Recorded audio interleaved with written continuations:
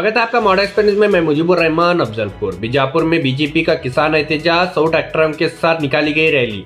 आज बीजापुर में टोल नाके से लेकर अंबेडकर सर्कल तक बीजेपी की तरफ से किसानों के मसाइल को उजागर करने के लिए बड़ी रैली निकाली गई। इस एहतजाज में तकरीबन 100 ट्रैक्टरों को शामिल किया गया। रैली में बीजेपी के तमाम बड़े लीडर ने शिरकत की और किसानों के हक में आवाज उठाई। पार्टी रहनुमाओं ने कहा कि हुकूमत को किसानों की मुश्किलात पर फौरी तवज्जो देनी चाहिए।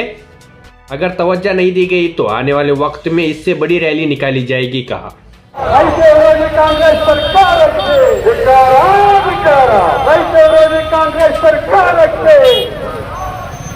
ರೈತರನ್ನು ಅನ್ಯಾಯ ಮಾಡುತ್ತಿರುವ ಕಾಂಗ್ರೆಸ್ ಸರ್ಕಾರಕ್ಕೆ ಧಿಕ್ಕಾರ.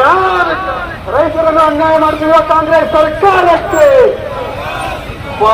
ಕಾಂಗ್ರೆಸ್ ಸರ್ಕಾರಕ್ಕೆ ಬಸವಣ್ಣ ಕಾಲ ಬಿದ್ದಾರೋ ಎಲ್ಲಿಯಾಗೋ ಮಾಗೋಡಿ ಬಸವಣ್ಣ ಕುಂಡೋಜಿ ಬಸವಣ್ಣ ಕಾಲ ಬಿದ್ದಾರೋ ಎರಿಯಾಗೋ ಕಾಲ ಬಿದ್ದಾರೋ ಎರಿಯಾಗ ದ್ಯಾಮವ್ವ ಬಂದ ವಿಚಾರೋ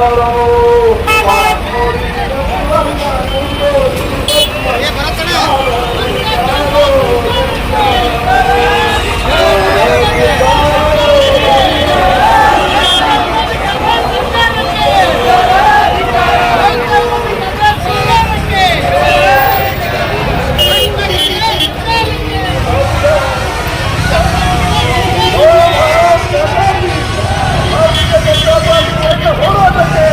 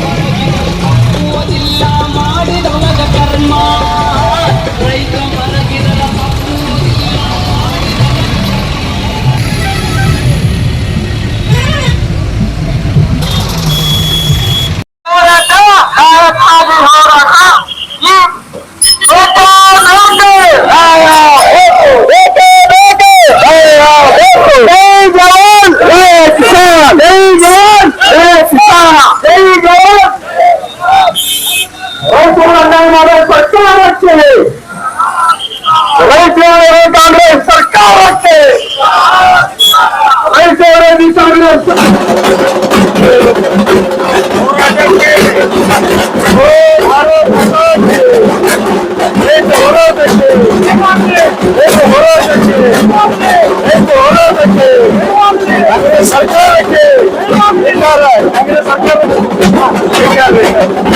ಸರ್ಕಾರಕ್ಕೆ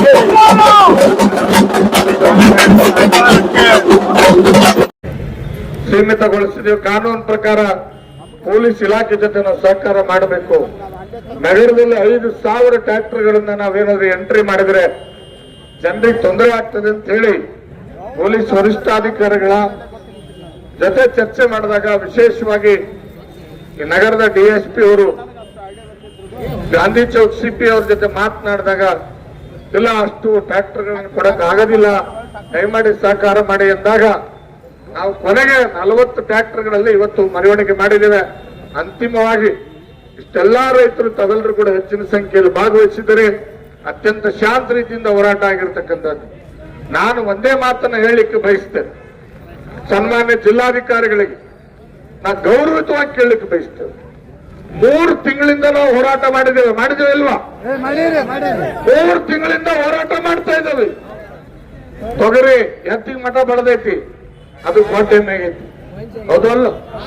ಕೋಟೆ ಮ್ಯಾಗ ಇರ್ತಾನ, ಅದಕ್ಕೆ ಹಾಲು ಇರಂಗಲ್ಲ. ಹಂಗ ತೊಗರಿ ಗಿಡ ಎತ್ತಗಾಯಿ ಮಠ ಬೆಳೆದೈತಿ, ಕಾಳು ಮಾತ್ರ ಬರೀ 20% ಆಗೈತಿ.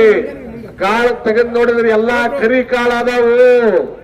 ಅದಕ್ಕೆ ಈ ಸರ್ಕಾರದ ಮಂತ್ರಿಗಳು, ಕೃಷಿ ಮಂತ್ರಿ, ನೀರಾವರಿ ಮಂತ್ರಿ, ಆಮೇಲೆ ಸಣ್ಣ ನೀರಾವರಿ ಮಂತ್ರಿ, ಪಶುಸಂಗೋಪನಾ ಮಂತ್ರಿ, 8 ಜನ ತೋಟಗಾರಿಕೆ ಮಂತ್ರಿ, 8 ಜನ ಮಂತ್ರಿಗಳಾರು ಬದುಕ್ಯಾರೋ ಇಲ್ವೋ ಗೊತ್ತಿಲ್ಲ. ನಾನು ಈ ಸರ್ಕಾರಕ್ಕೆ ಕೇಳಲಿಕ್ಕೆ ಬಯಸ್ತೇವೆ, ರೈತರ ಪರವಾಗಿ ಭಾರತೀಯ ಜನತಾ ಪಕ್ಷ ಒಂದೇ ಒಂದು ಸವಾಲು ಈ ಸರ್ಕಾರಕ್ಕಿರೋದು, 9 ಜನ ರೈತ ಪರ ಇಲಾಖೆಯನ್ನು ನಿರ್ವಹಿಸಿರ್ತಕ್ಕಂಥ ಸಚಿವರುಗಳಿದಿರಲ್ಲಪ್ಪ, ನೀವು ಇದ್ದೀರೋ ಇಲ್ವಾ? ಈ ಕರ್ನಾಟಕದಲ್ಲಿ ಬದುಕಿದಿರೋ ಇಲ್ವೋ? 1.5-2 ತಿಂಗಳಿಂದ ರೈತರು ನಿರಂತರವಾಗಿ ಹೋರಾಟ ಮಾಡ್ತಾ ಇದ್ರೆ ಒಂದೇ ಒಂದು ಜಿಲ್ಲೆಗೆ ಒಬ್ಬ ಮಂತ್ರಿನ ಬಂದಿಲ್ಲ. ಅದಕ್ಕೆ ನಮ್ಮ ಮೊದಲೇ ಬೇಡಿಕೆ ಏನಪ್ಪಾ ಅಂದ್ರೆ, ಈ ಸರ್ಕಾರಕ್ಕೆ ಸನ್ಮಾನ್ಯ ಮುಖ್ಯಮಂತ್ರಿಗಳೇ, ರೈತರ ಖಾತೆಗಳನ್ನ ನಿರ್ವಹಿಸುತ್ತಿರುವ 9 ಜನ ಮಂತ್ರಿಗಳನ್ನ ಹುಡುಕಿ ಕೊಡಿ. ಹೌದಾ ಅಲ್ವಾ? ಎಲ್ಲಿದ್ದೀರಪ್ಪ? ಬದುಕಿದ್ದೀರ? ಬಂದ್ರು, ರೈತರು ಸಾಯ್ತಾ ಇದ್ದಾರೆ ಅಂತ ಹೇಳಿ. ಈ ಸರ್ಕಾರ ಬಂದ ಮೇಲೆ 2,400 ಆತ್ಮಹತ್ಯೆಗಳಾಗಿದೆ. ಅದರ ಸರ್ಕಾರಕ್ಕೆ ಯಾರೇ ಅಂತಿಲ್ಲ. 38 ಲಕ್ಷ ಹೆಕ್ಟೇರ್ ಪ್ರದೇಶದಲ್ಲಿ ಬೆಳೆ ನಾಶ ಆಯ್ತು, ಸರ್ಕಾರಕ್ಕೆ ಯಾರೇ ಅಂತಿಲ್ಲ. ಪರಿಹಾರ ಎಷ್ಟು ಬಂದೈತ್ರಪ್ಪ? 2,000, 4,000, 3,000. ಏನು ಭಿಕ್ಷೆ ಕೊಡ್ತೀರ? ಏನು ಭಿಕ್ಷುಕರ ಸರ್ಕಾರನ ಇದು? ಈ ನಾಡಿನ 6.5 ಕೋಟಿಗೆ ಅನ್ನ ಹಾಕ್ತಿರ್ತಕ್ಕಂಥ ರೈತ ಸಂಕಷ್ಟದಲ್ಲಿದ್ದಾಗ ಸನ್ಮಾನ್ಯ ಯಡಿಯೂರಪ್ಪನವರು, ನಮ್ಮ ಸರ್ಕಾರ ಇತ್ತು ಅವಾಗ, ನಮ್ಮ ಬಜೆಟ್ ಎಷ್ಟಿತ್ತು ಗೊತ್ತಂದ್ರೆ 2019 ಬರೀ 2,34,000 ಕೋಟಿ ಬಜೆಟ್ ಇದ್ದಿದ್ದು ಅಷ್ಟೇ. ಆದ್ರೆ ನಮ್ಮ ಯಡಿಯೂರಪ್ಪನವ್ರು ಏನ್ ಮಾಡಿದ್ರೆ ಗೊತ್ತೇನು? ಕೇಂದ್ರ ಸರ್ಕಾರ NDRF SDRF ಏನ್ ಕೊಡ್ತಾರ ಕೊಡ್ಲಿ, ನಾನು 24 ಗಂಟೆ ಒಳಗೆ ನಮ್ಮ ರೈತರಿಗೆ 1 ಹೆಕ್ಟರ್ಗೆ 10,000 ರೂಪಾಯಿಗಳನ್ನ ನೇರವಾಗಿ ರೈತರಿಗೆ ಖಾತೆಗೆ ಹಾಕ್ತೀನಿ ಅಂತೇಳಿ 20,000 ಕೋಟಿ ರಾಜ್ಯದ ರೈತರಿಗೆ ಪರಿಹಾರ ಕೊಟ್ಟಂತ ಪುಣ್ಯಾತ್ಮ BS ಯಡಿಯೂರಪ್ಪನವರು. ಈಗ ಎಷ್ಟೈತಪ್ಪ ಸಿದ್ದರಾಮಯ್ಯ ಸರ್ಕಾರದ ಬಜೆಟ್? 4,17,000 ಕೋಟಿ. ಹಂಗನ್ನು ನಾವು ಪರಿಹಾರ ಎಷ್ಟು ಕೊಡ್ಬೇಕ್ರಿ? ಡಬಲ್ ಕೊಡ್ಬೇಕು ಬೇಡ? ಎಕರೆಗೆ 20,000 ಕೊಡ್ಬೇಕು ಬೇಡ? ನ್ಯಾಯ ಆಯ್ತು ಇಲ್ವಾ? ನಾವು 10,000 ಕೊಟ್ಟಿವಪ್ಪ. ಅವಾಗ ಬಜೆಟ್ ಎಷ್ಟಿತ್ತು? 2,34,000 ಕೋಟಿ. ಈಗ 4,17,000 ಕೋಟಿ ಐತಿ. ಅಂದ್ರೆ ಡಬಲ್ ಕೊಡ್ಬೇಕು ಬೇಡ? ಅನ್ನ ಹಾಕೋ ರಾತ್ರಿ ರೈತನ ಬಾಯಿಗೆ ಮಣ್ಣಾಕ್ತಿರೇನಪ್ಪ? ಇದನ್ನು ಕೇಳ್ತಕ್ಕಂಥ ಹೋರಾಟ ಇದು. ಎರಡನೇದ್ದು, ನಮ್ಮ ಎಲ್ಲ ಬೆಳೆಗಳಿಗೆ ಬೆಂಬಲ ಬೆಲೆ. ಮೋದಿಯವರು ಬೆಂಬಲ ಬೆಲೆ ಕೊಟ್ಟವ್ರೆ. ತೊಗರಿಗೆ 8,000 ಕೊಟ್ಟವ್ರೆ, ಹತ್ತಿಗೆ 2,200 ರೂಪಾಯಿ ಕೊಟ್ಟವ್ರೆ, ಮೆಕ್ಕೆಜೋಳಕ್ಕೆ 2,400 ರೂಪಾಯಿ ಕೊಟ್ಟವ್ರೆ. ಕೇಂದ್ರ ಸರ್ಕಾರ ದುಡ್ಡು ಕೊಡಕ್ ತಯಾರಾಗೈತಿ. ಖರೀದಿ ಕೇಂದ್ರ ತೆಗ್ಯಾಕ ನಿಮ್ಮ ಅಪ್ಪನ ಗಂಟೆ ಏನು ಹೋಗೈತಿ? ಖರೀದಿ ಕೇಂದ್ರ ತೆಗಿರು ಮರ, ಪಂಚಾಯತಿಗೊಂದು ತೆಗಿರಿ, ನಮ್ಮ ಸೊಸೈಟಿಗೊಂದು ತೆಗಿರಿ. ನಮ್ಮ ರೈತ ಬೆಳೆದಿರ್ತಕ್ಕಂಥ ಬೆಳೆಗಳನ್ನ ಖರೀದಿ ಮಾಡ್ತಕ್ಕಂಥ ಕೆಲಸವನ್ನು ಮಾಡಬೇಕು ಅಂತೇಳಿ ಕೇಂದ್ರ ಸರ್ಕಾರ ಆದೇಶ ಮಾಡಿದ್ರು ಕೂಡ ಈ ಸರ್ಕಾರ ಕಣ್ಣು ಮುಚ್ಕೊಂಡು ಕುಂತಿದೆ. ಅದಕ್ಕೋಸ್ಕರ ಈ ಹೋರಾಟ.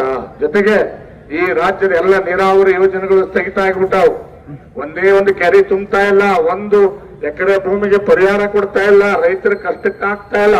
ಅದಕ್ಕೋಸ್ಕರ ರಾಜ್ಯಾದ್ಯಂತ ಭಾರತೀಯ ಜನತಾ ಪಕ್ಷ ಅಧ್ಯಕ್ಷರಾಗಿರ್ತಕ್ಕಂಥ ವಿಜೇಂದ್ರ ರಾಜಯವರ ಆದೇಶದ ಮೇರೆಗೆ ರೈತ ಮೋರ್ಚಾದ ರಾಜ್ಯಾಧ್ಯಕ್ಷನಾದ ನಾನು ಇವತ್ತು ಜಿಲ್ಲೆಯ ಮತ್ತು ಇಡೀ ರಾಜ್ಯದ 224 ವಿಧಾನಸಭಾ ಕ್ಷೇತ್ರಗಳಲ್ಲಿ ಹೋರಾಟವನ್ನು ಹಮ್ಮಿಕೊಂಡಿದ್ದೇವೆ.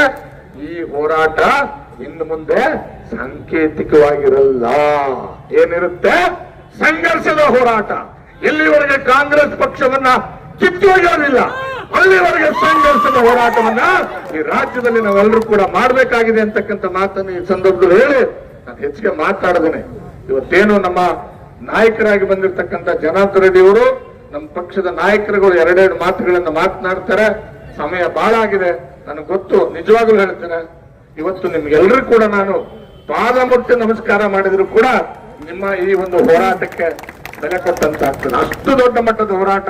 ಬಹಳ ಜನ ಅಂತಿದ್ರು ರೈತರು ಇಷ್ಟು 4.5 ಕಿಲೋಮೀಟರ್ ನಡೀತಾರೆ ಅಂತೀವಿ.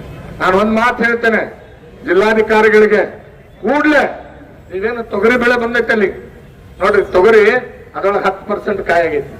DC ಸಾಹೇಬ್ರ ನೀವು ಬರ್ರಿ ನಮ್ ಜೊತೆಗೆ. AC ಅವರು, ಕೃಷಿ ಅಧಿಕಾರಿಗಳು, ಮಂತ್ರಿಗಳು, ನೀವೇನು ಕಾಂಗ್ರೆಸ್ಸಿನ ಶಾಸಕರು ಹೇಳಿದ್ರೆ ಹೊಲಗಳ ಬರ್ರಿ, ರಾಶಿ ಮಾಡೋಣ. 1 ಎಕರೆದಾಗ 2 ರಿಂದ 3 ಕ್ವಿಂಟಲ್ಗಿಂತ ಜಾಸ್ತಿ ಬರುವುದಿಲ್ಲ. ಹೌದು ಅಲ್ಲ ಹೇಳಿದ್ರು? ಉಳ್ಳಾಗಡ್ಡಿ ಕೊಳತು ಹೋತು, ನಾರಾಕತ್ತೈತಿ, ಕೇಳಕ್ ಯಾರಿಲ್ಲ.